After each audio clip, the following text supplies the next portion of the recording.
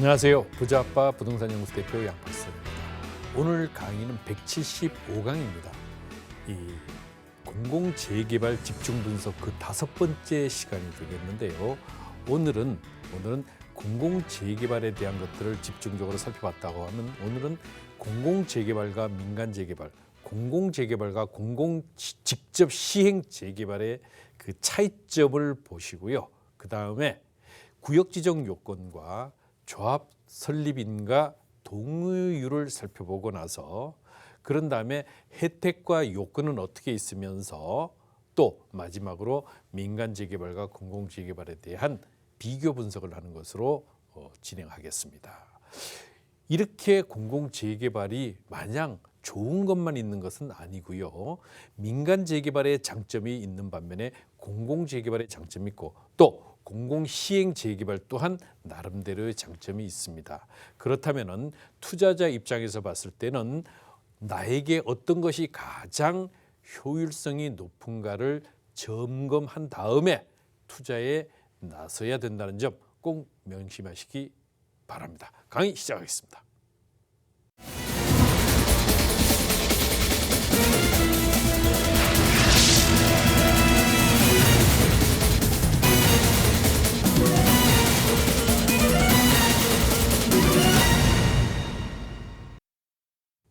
네, 이 175강 주제 공공재개발 집중분석 그 5번째 시간이 되겠습니다. 먼저 무료 세미나 안내해드리겠습니다. 요 근래에 가장 핫하죠.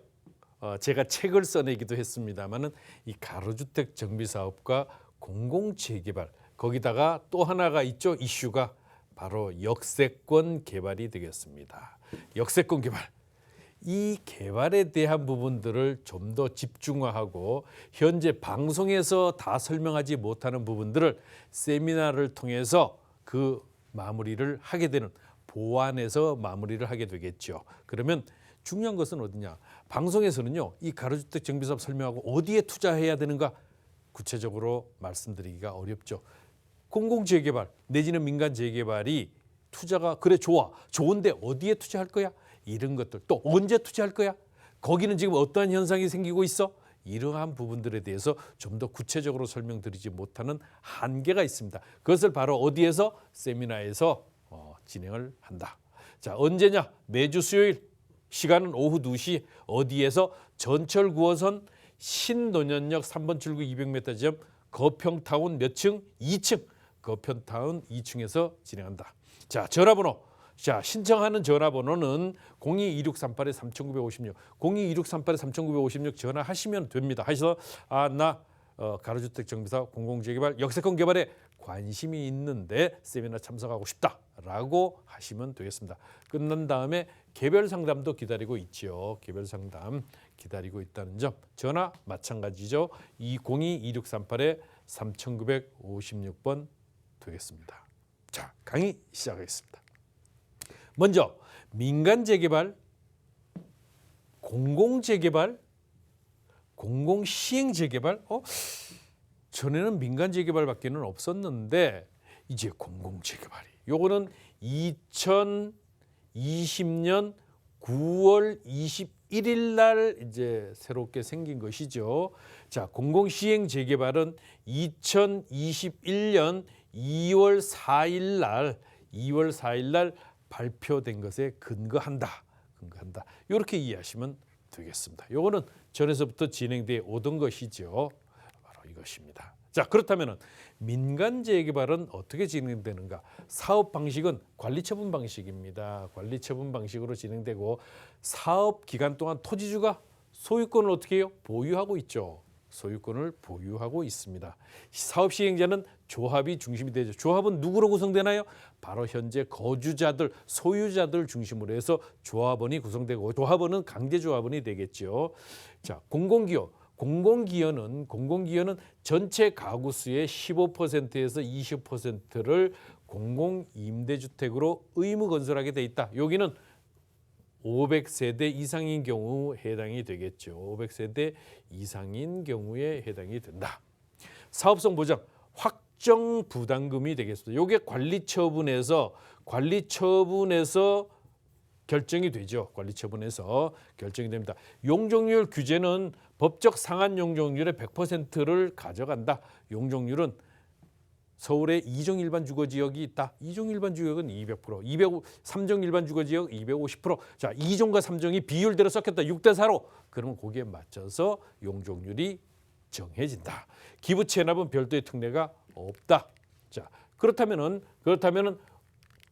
공공재개발이 무언가? 공공재개발은 또한 마찬가지로 공공재개발은 2020년 9월 21일 발표가 한 것이죠. 발표한 것인데 이것이 바로 현재 24곳이 지정됐죠. 1차 8곳, 2차 16곳이 지정이 되었습니다. 이 관리처분 방식이고 마찬가지로 사업기간 동안 토지 소유주가 뭐예요? 소유권을 보유한다. 공공이 단독으로 하거나 아니면 조합과 공공이 같이 한다. 결합해서 할 수도 있습니다. 공공기관은 조합은 분양분 제외에 공공임대 공공지원을 하게 되고요. 사업성 보장은 확정부담금 이것도 관리처분 방식이니까 관리처분 때 이제 결정이 된다.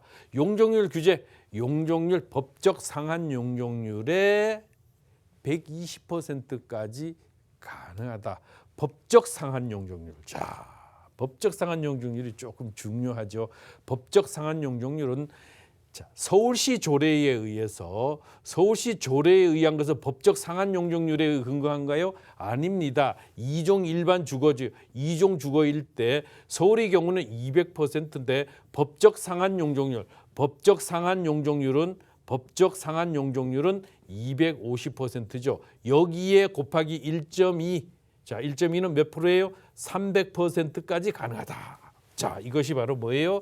300%까지 가능하다. 그러면 200%냐 300%냐 매우 크죠. 그 상한 용적률의 50%는 임대 아파트로 기부 체납하게 돼 있죠. 그래서 이런 부분들이 좀 다르다. 세 번째는 공공시행 재개발. 이건 언제 발표했다고요? 2021년 2월 4일. 우리가 속칭 변창흠표 이제 그 부동산 대책에서 나왔다. 2021년 2월 4일. 그러면 여기는 토지 납입 방식이다. 좀 아까 사업 방식 두 개는 관리 처분 방식이죠. 사업 기간 동안 LH가 뭐예요? 토지 소유권을 보유해요. 토지 소유권을 가져가 버려. 그리고 사업 후에는 변환 뭐예요? 개인한테 돌려주지 않고 각각 분양받은 사람들에게 토지 지분대로 전부 변환을 시켜버린다. 뭐예요? 처음부터 이미 사업기간 동안에 토지 소유권을 가져가 버려. 내 소유권을 전부 가져가서 공공이 직접 그냥 사업을 시행을 해버립니다. 이렇게 되니까 어떤 문제가 생기냐면 나중에 어떤 문제점이 생겼을 때 내가 실권 행사를 할 수 있는 여지가 상당 부분 줄어들겠죠. 이렇게 되니까 상대적으로 불리한 면들이 있습니다. 대신 이것은 아주 결정적으로 결점인데 공공이 단독으로 해버려요. 이건 조합이랑 뭐 할 것도 없습니다. 공공이 혼자 스스로 알아서 본인들이 다 이제 북치고 장구치고 다 해버리죠. 그래서 대신 공공 기여도 또 많죠. 공공 기여도 많고 전체에 보십시오. 전체 좀 전에 공공 재개발 같은 경우는 공공 재개발이나 민간 재개발은 15%에서 20% 정도밖에 되지 않는데 여기는 20%에서 30%는 공공자가 내지는 임대 아파트로 이제 기여를 하게 된다. 거기다가 사업성 보장 확정 수익률이 보장이 되는 것은 장점이 될 수 있어요.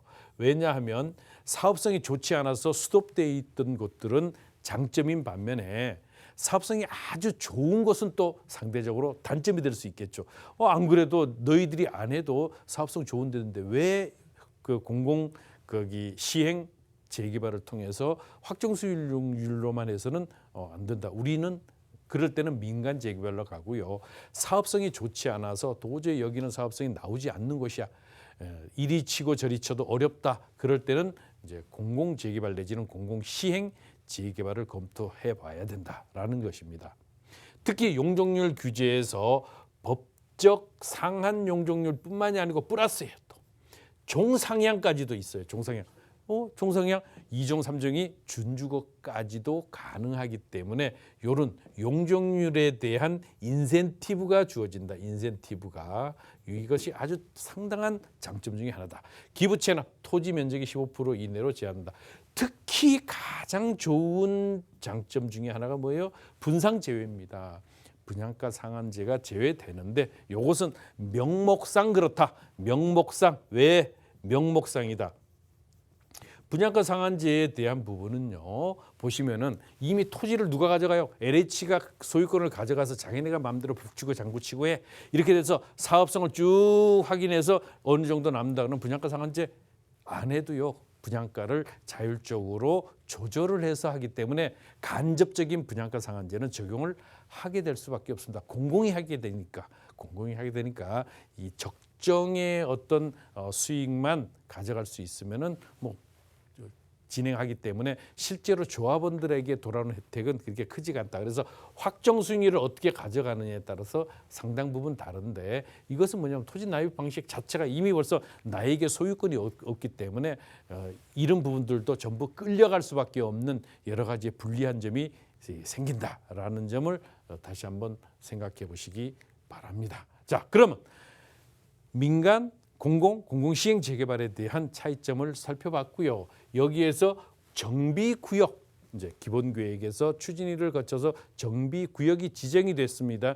정비구역이 지정이 되면은 지정되기 위한 요건, 자, 그 정비구역을 필수 항목이 있죠.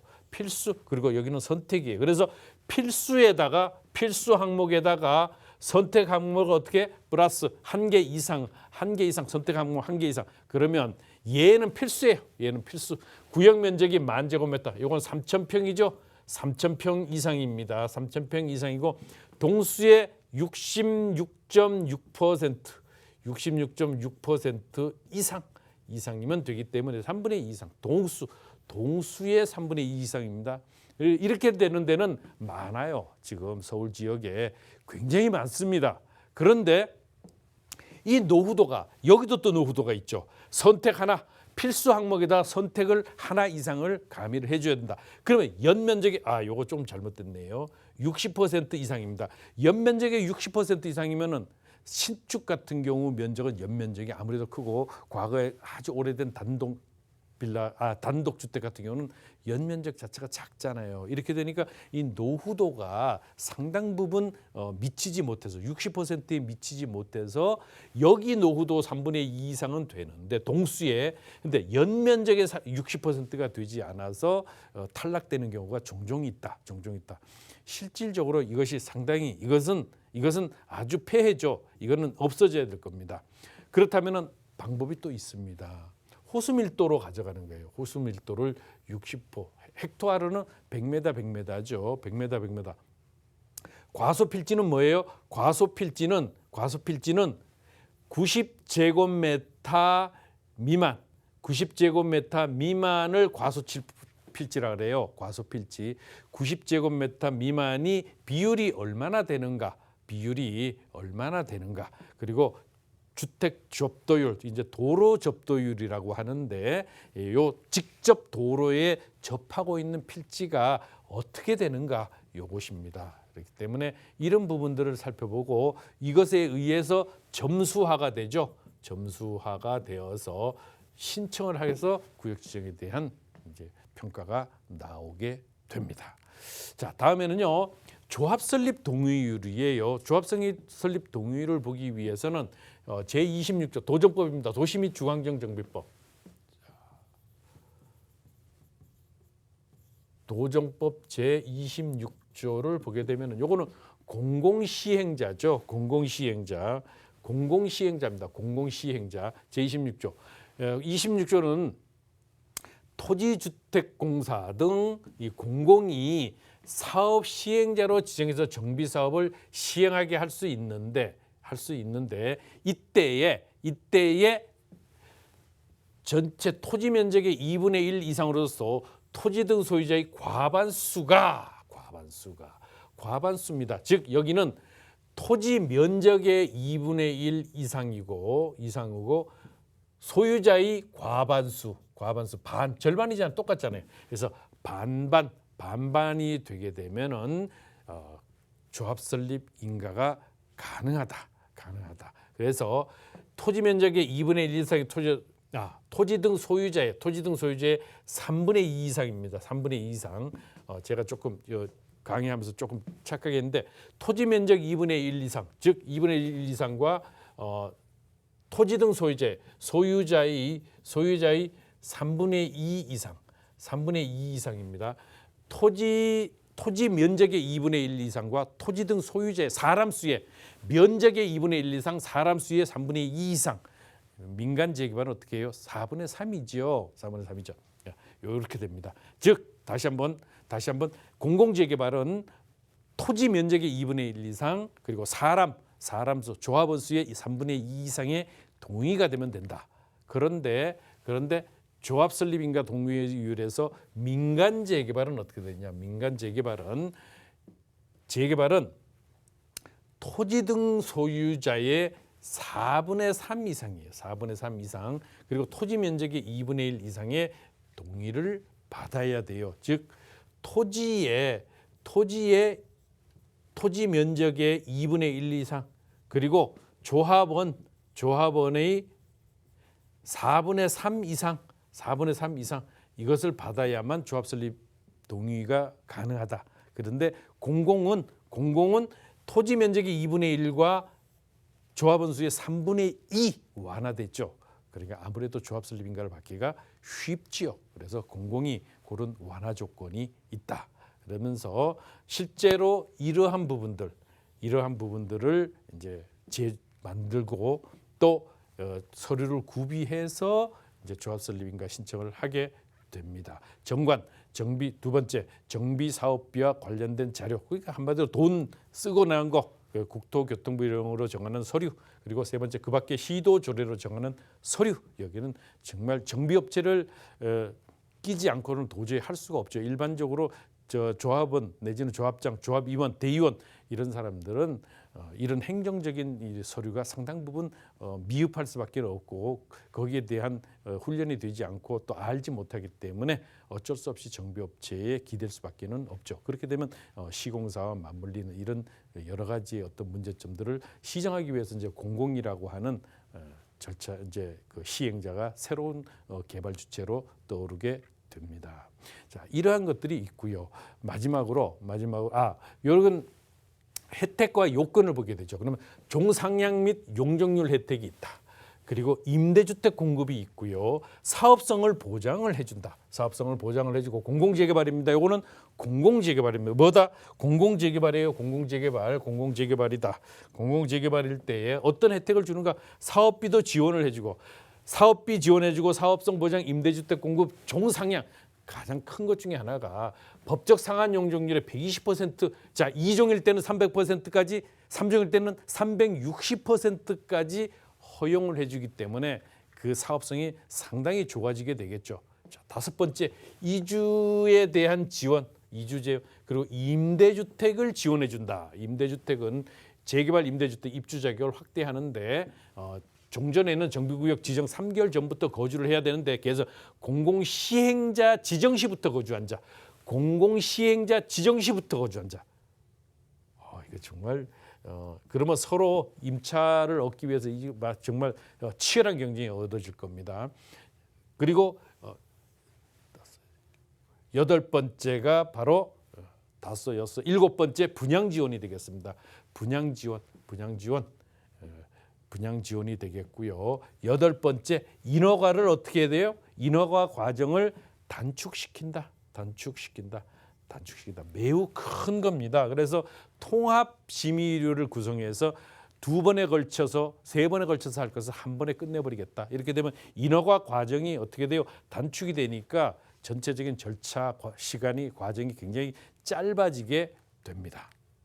자, 민간재개발과 공공재개발의 이런 구체적인 차이점을 보게 되면은 분담금에 대한 지원이 있고 없고, 그다음에 중도금에 대한 거기 대출 지원이 이쪽은 60%인데 여기는 40%만 부담하면 된다. 사업 기간 가장 크죠.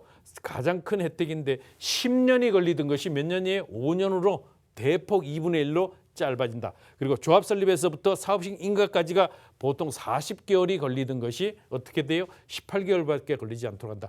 특히 두 번째, 분양가 상한제. 이것 또한 매우 크죠. 이 분양가 상한제 적용을 하느냐 안 하느냐 안 하느냐 제외하느냐 적용을 하느냐 이 차이는 매우 크다. 그리고 사업비와 이주비 지원이 있다 없다. 저리로 융자를 해준다 안 해준다. 비주거시설에 대해서 지원이 있다 없다. 이런 부분인데 이 중에서도요 사업 기간과 그다음에 분양가 상한제 적용 이런 것들이 매우 크다. 이 두 가지가 매우 크다고 말씀드릴 수 있겠습니다. 이러한 민간 재개발과 공공 재개발 그리고 공공 시행 재개발에 대한 차이점들을 살펴봤습니다. 자, 무료 세미나 안내해 드리겠는데요. 무료 세미나 안내해 드리겠습니다. 자, 가로주택 정비사업과 공공 재개발 그리고 역세권 개발이 있습니다. 역세권 개발이 있지요. 역세권 개발이 있는데 언제예요? 매주 수요일 오후 2시 어디서? 전철 9호선 신논현역 3번 출구 200m 지점 거평타운 2층이 되겠습니다. 거평타운 2층. 전화번호는 022638-3956 022638-3956 우리가 가로주택 정비사업은 소규모 재개발입니다. 소규모 재개발 방식이 되겠고 그리고 공공 재개발 또 여기에 민간 재개발 투자가 있을 수 있습니다. 역세권 개발이 또 있게 되지요. 여기 우리가 이것을 진행하는 것은 무엇을 하기 위함이다? 소액으로 반값 아파트 반값으로 내 집 마련 아파트를 마련하기 위한 방법이에요. 소액 반값으로 내가 아파트를 마련하기 위한 방법. 그러려면은 막차 타지 말고 어떻게 해요? 첫 차를 타야 됩니다. 막차 타지 말고 첫 차를 타야 되고 남들이 미처 바라보지 못하는 이 부분들을 우리가 살펴봄으로 해서 그렇다면은 내가 먼저 용기 있게 올라탈 수 있는 이런 지식을 내가 획득함으로 해서 투자의 선봉에 설 수 있고 그 선봉의 결실이 바로 반값의 아파트를 마련하는 방법이다. 끝난 다음에 개별 상담 당연히 진행해 드립니다. 개별 상담 진행해 드리고요. 전화 022638-3956번 022638-3956번으로 전화 주시면 되겠습니다.